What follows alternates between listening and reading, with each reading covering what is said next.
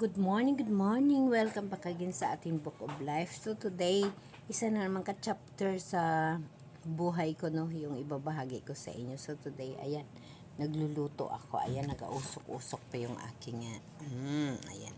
Nagluluto ako ng munggo, no. So, alam niyo ba mga kapatid na ang dami yung nasasabi sa akin. Bakit pag mag-video ka, pag magla-live ka, hindi ka nag-aayos ng pwesto mo, hindi ka naghahanap ng yung mga background. Sabi ko naman sa sarili ko, hindi ko kailangan mag-fake, no? Sabi nila, hindi naman sa ganun. Yung maganda naman yung background. Kuno, hindi ko kailangan yung mga ganung bagay. Importante, katotohanan ang sinasabi ko. Di bali, sabi ko yung likod ko, background ko, kung anong man dyan yung mga sitwasyon. Ang importante yung binabahagi ko sa Book of Life ko, sa chapter ng kabuhi ko araw-araw, ang katotohanan na nangyayari sa akin, no? Diba, mga kapatid? So, mga kapatid, no, today, sabi ko sa sarili ko, marami kasing nagsasabi na why daw na pag i-translate nila yung video ko, maraming no. Kasi expression ko bilang tayo na Tagalog, bilang tayong Pilipino, pag magsalita ako, sa dulo ko yung talagang ang expression ng salita ko na, di ba? No? Di ba? Yung no, para sa akin, yung sign na nagasang-ayon ka. So, yun ay aalisin ko na. No, lalo na pag magbahagi ako ng Book of Life o spiritual message na galing ho sa Biblia, sa mga verses natin, wag ko nang lagyan ng no, kundi ang ipalit ko amen. So sanayin ko yung sarili ko na amen ang sa dulo. Amen? No, ganun. Mga kapatid, ang dami nagsasabi, dapat magbihis ka, mag-ayos ka. Background ko daw, lagyan ko ng maganda. No? Noon, ginagawa ko yan mga kapatid. Naghahanap ako ng magandang background. No? Ano pa rin. Expression kasi yan sa tao. Amen? Sabi nila, dapat mag-lipstick ka, magpaganda ka, or ano. Hindi ko kailangan i-fake ang sitwasyon. Hindi ko kailangan i-fake yung mga sinasabi ko at hindi ko kailangan i-fake kung anong ginagawa ko. Kung anong mayroon, iyon na yun. Amen? So this time mga kapatid, ibabahagi ko sa inyo yung favorite verse ko na kung saan ito yung magiging inspirasyon ng bawat isa sa atin pag ito ay mabasa mo. Halimbawa, mga kapatid, yung nakasulat sa Efeso chapter 2 verse 10, kung mayroon kayong Biblia dyan, sapagkat tayo ay gawa ng Diyos, nilikha kay Kristo Jesus para sa mabuting gawa, na inihanda ng Diyos ng una pa upang siya nating lakaran. Ibig sabihin mga kapatid, bakit ito yung, kumbaga nagiging favorite verses ko, kumbaga nagiging lagi kong binabalik-balikan dahil sa magandang mensahe para sa akin, para sa iyo, para sa atin lahat. Amen? Okay na ba? Kasi ganito yung mga kapatid, tayo mga tao na literal sa mundo, nakakapagod or napapagod sa mga bagay-bagay sa kalibutan para patunayan natin. Pero ang nakalimutan natin na ang mga bagay na yon, pag inuna natin ang mahal na Diyos, ay madali lang natin gagawin. Halimbawa lang namang mga kapatid, ang daming taong napapagod, kakaprove, no, na worth sila sa mga bagay-bagay na sa sarili nila. Pero, mga kapatid, sabi ng Diyos, bago ka pa ipinanganak, may plano na si Lord para sa atin. Hindi tayo aksidente. Hindi tayo ginawa niya na parang yun lang o aksidente.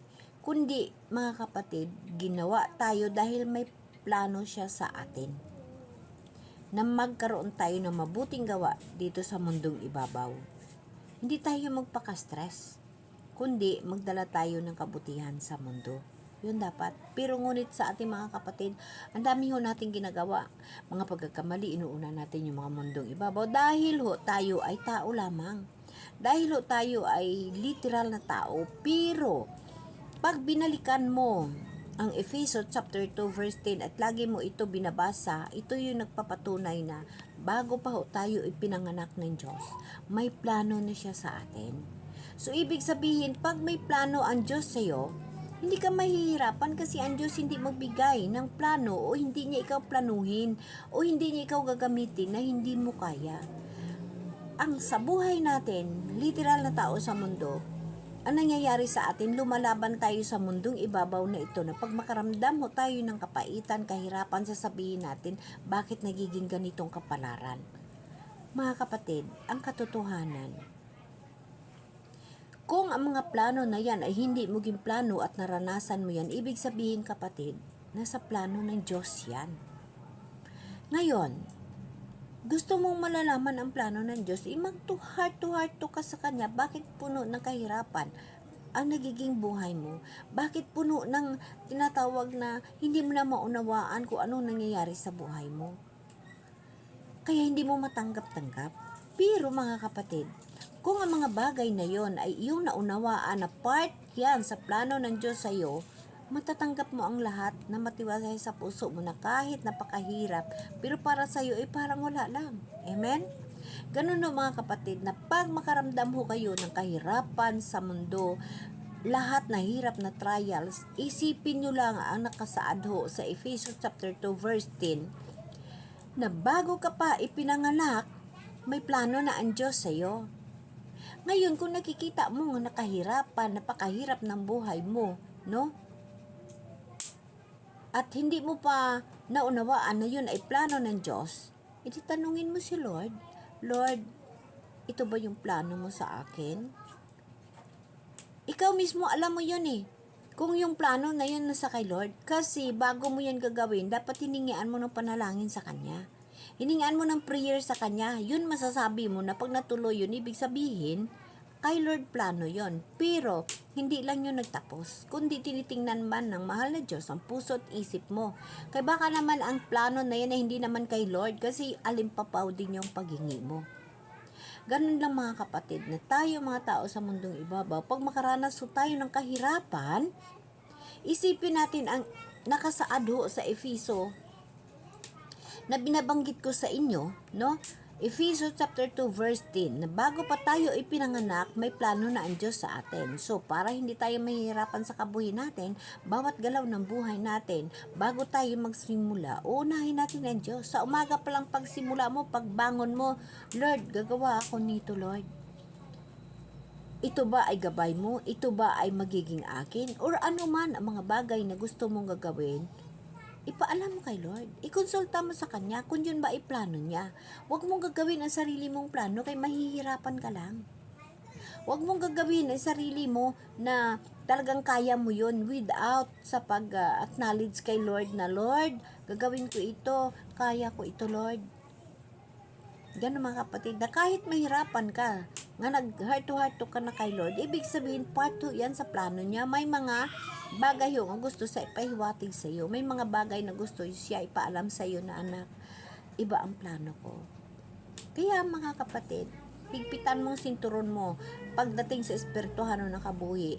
Pag mahihirapan ka sa kabuhi mo, isipin mo lagi nakasaad sa Ephesians chapter 2 verse 10, sapagkat tayo ay gawa ng Diyos, nilikha kay Kristo Jesus para makabubuting gawa na inihanda ng Diyos ng una pa upang siya nating lakaran.